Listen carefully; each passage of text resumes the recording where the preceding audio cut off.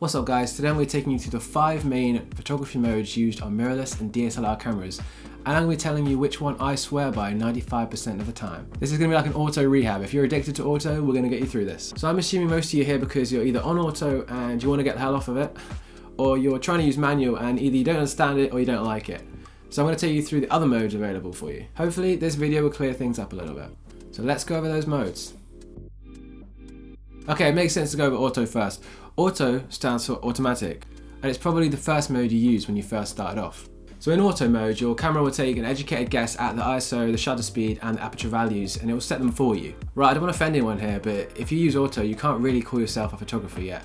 And that's because the way that you set ISO, aperture, and shutter speed actually have a huge impact on how the picture actually looks. So if you're not controlling these settings, you're kind of just letting the camera guess how the picture's going to turn out. So at the moment, you're not really doing anything apart from pointing and clicking. But we can change that. We can change you. Just bear with me a second for an important side note here. If you don't quite understand the exposure triangle yet, so if you don't understand how changing ISO, changing aperture, changing the shutter speed actually will affect how the final image looks, then you probably want to go ahead and watch my video on that before you continue, because this is going to be important to understand the next few sections. And if you don't understand it completely, you'll probably be very confused by what I'm about to say. So if you do understand all that, then continue watching. If you don't, please go ahead and watch that first, otherwise it's going to get very confusing for you. Once you understand that, it all becomes so simple. Anyway, back to auto. As I was saying, auto just guesses everything, and that is bad because the camera doesn't know what settings we're in. It doesn't know like environmental settings, what the light's like, anything like that. It's just guessing. I mean, it can take an educated guess. It doesn't completely randomly guess, it makes an educated guess, but it's much better if we control this ourselves, because using pictures on auto can turn out much blurrier or much more noisy than necessary. So it's just better if we just do it ourselves, if we just use our bean. Use your head. So keep watching, and with support, we'll get you off auto for good. So on to the next mode out of the 5, and actually this is just a group of modes. It's not one mode actually, it's kind of like a group, and I'm just going to go like over it in 10 seconds because it's just... Scene modes are basically an enhanced auto. Your camera will have different ones. It might be like family, or portrait, or landscape, or children playing, or something like that, like some sort of like automatic like thing on your camera that will tell you what you think it thinks it's taking a picture of. And they're basically just auto, but a bit more clever, where you're sort of half telling it where it's taking a picture of, so it can kind of like optimize the settings. But again, it just needs to be avoided. It's like auto and it needs to be avoided. You need to learn how to do it properly. Next. On to the next one. Next.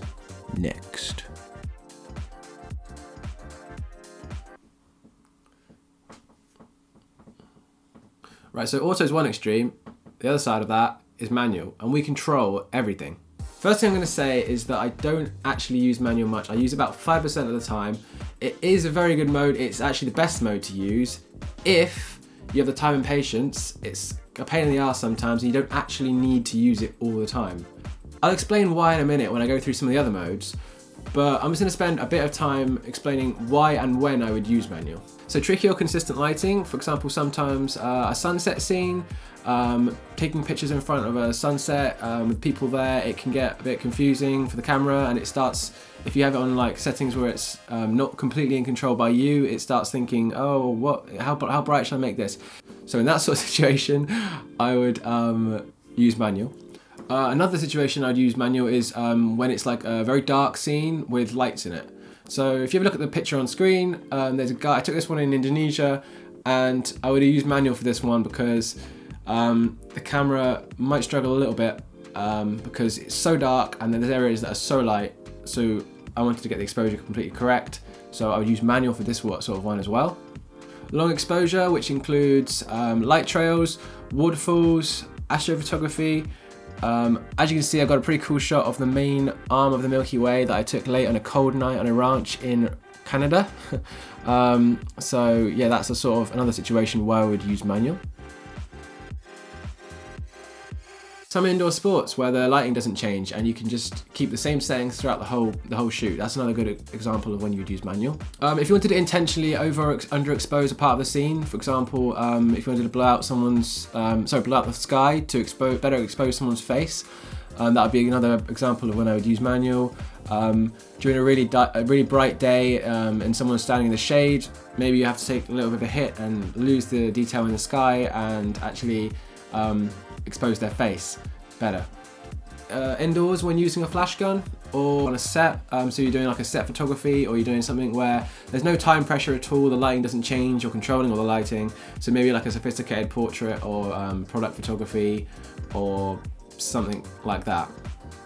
We've seen both ends of the scale now. We've seen auto, we've seen manual.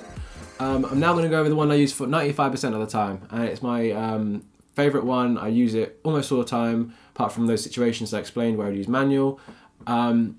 It's the best balance between ease and what you really need to control, and I just always recommend everyone to use it, to be honest. So yeah, it's one of the hybrid semi-automatic modes called Aperture Priority. Depending on your camera brand, Aperture Priority will be either AV or A or something like that at the top on the dial. And this is how it works. You're in control of the aperture, so you set the aperture you want and the camera won't change that. You're in control of the ISO, you set the ISO you want and the camera won't change that either. So hopefully you understand the exposure triangle, because I did say about watching that video earlier on if you don't understand it, because it's going to come into play now. With Aperture Priority, because you're setting the aperture yourself and it's not changing that, you're setting the ISO yourself and it's not changing that, the only thing the camera will change to get the correct exposure is the shutter speed, okay? So if the lighting changes at all, so if the sun comes in, the shutter speed will go up, and if the sun goes away, the shutter speed will go down, generally. But the thing is, all you have to do is keep a rough idea of a range of shutter speed values that you want. Some people might think, oh, you don't have control over it though, but you do have complete control over it, because if it goes too low, if you're noticing it go too low, because with shutter speed it doesn't matter too much the exact shutter speed, you just want to have a range sort of what you want. If you notice it goes too low, then you just up the ISO a little bit, or you'd open the aperture a little bit more if you had the option. But it's so much easier than having to change a bunch of values and to figure out what it would be to get the correct exposure, which we'd have to do in manual. All we have to do is just keep an eye on it, you know? So now I'll give you a real world example. So for example, imagine I was taking pictures of a baseball game on a sunny day, there's some clouds out, okay? So I'm going to isolate my subject, so I'm going to use f2.8, so get some nice depth of field, isolate my subject.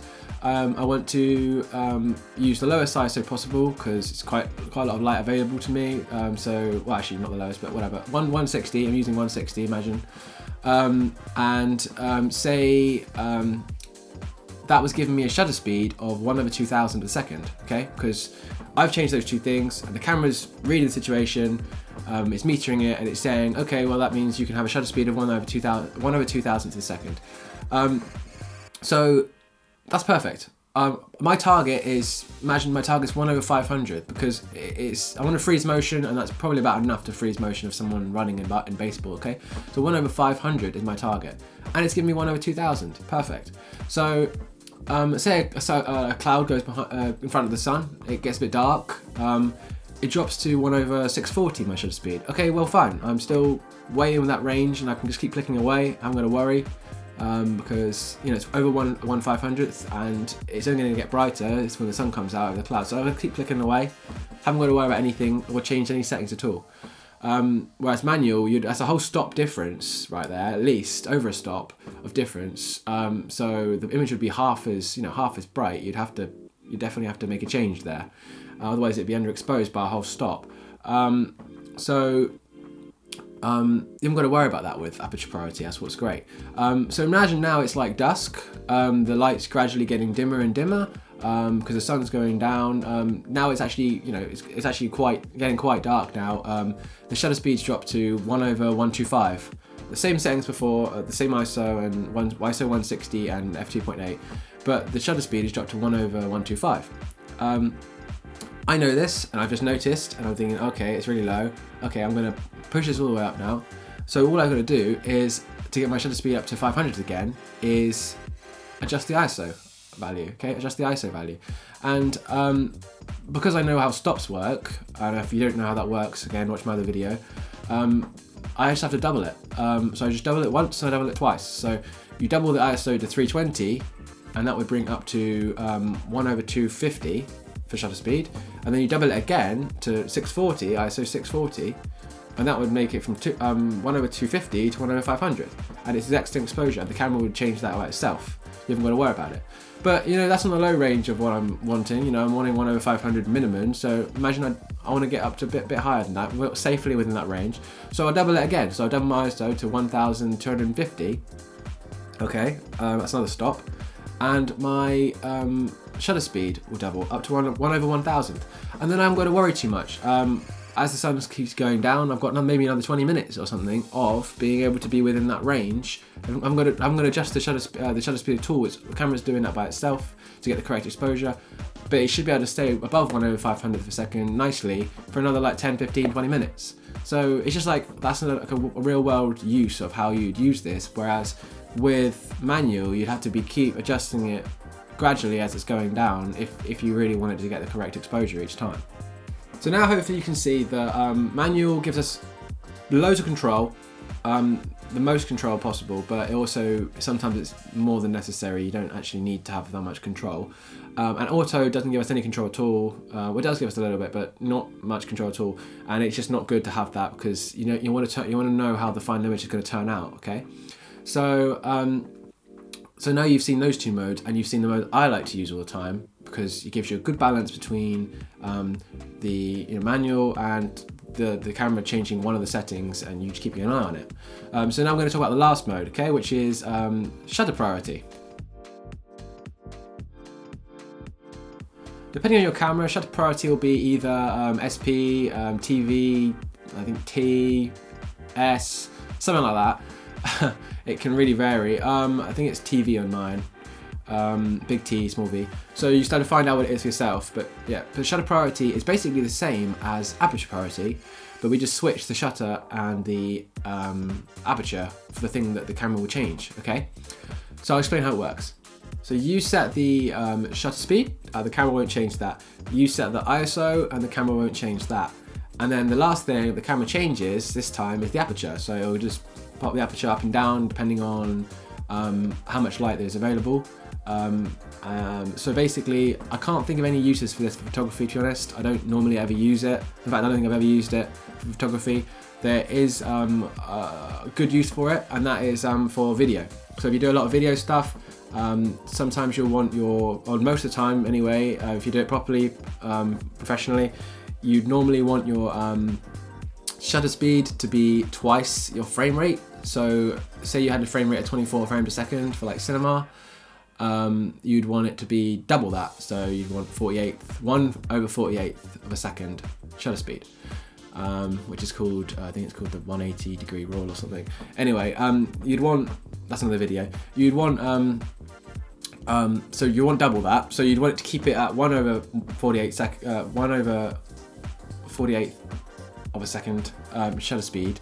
And that would mean that there's the best amount of motion blur, okay? That's why they do it, for the best amount of motion blur. Say you're filming something. The thing is, if you were filming something like professional, you wouldn't use that at all anyway, you'd use manual. But for vlogs and stuff, that would be perfect, right? Okay, so that's great for vlogs because you're walking around the house and then you want to keep that shutter speed. You're walking around the house and it's dark, so it uses a wide aperture of like 2.8 or something, and it's focusing on your face.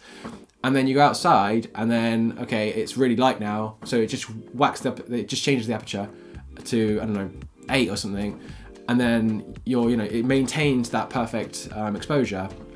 So for vlogs, it's really good. I can't, for run and gun sort of stuff as well, for like run and gun stuff where it doesn't matter too much, it doesn't have to be too cinematic. You're not doing everything on manual. That's perfect for it. But other than that, I really can't think for any photography uses of it. I've never used it, and I never would choose it over aperture priority, or I'd go from aperture priority to manual if I needed to. I wouldn't go in the middle or whatever shutter priority is used for. But if you do any good uses for it, please let me know in the comments section. It'd be really interesting to see actually what people have actually used it for before, because other than video, I've never used it. So it'd be really interesting to see. So if you just leave a comment in the comment section about what you used it for, or you could just leave a comment on any of the other things I've said so far. If you don't agree with something, or if you think, oh, that'd be good use for it, for like Aperture Priority or for manual, yeah, just leave a comment in the comment section below and I'll have a look. Whereas hopefully now you can push yourself to get off auto and use either, you know, manual or Aperture Priority. And I really would recommend Aperture Priority, like I always do to everyone, because I know manual is the best, but it can be overwhelming sometimes if you're just going straight from auto and you don't really need that much control. So if you have, if you start with Aperture Priority, you know, you've got a lot of control there. And it really is quick and easy, and just you'll get, once you get the hang of it, it really is easy. And I've just never used anything other than that. So I really think you should give it a go. Let me know, you know, in the comment section if if it really helps you or not, or if it didn't help you and you think, you know, oh well, damn it, this doesn't work. So I'm going to be doing videos like this every week. So if you liked it, then yeah, please subscribe and like the video or comment or something, you know, just some sort of feedback would be great. If you didn't like it, again, if you want to comment and tell me why you didn't like it, that'd be great for improvement, you know. So yeah, see you in the next video.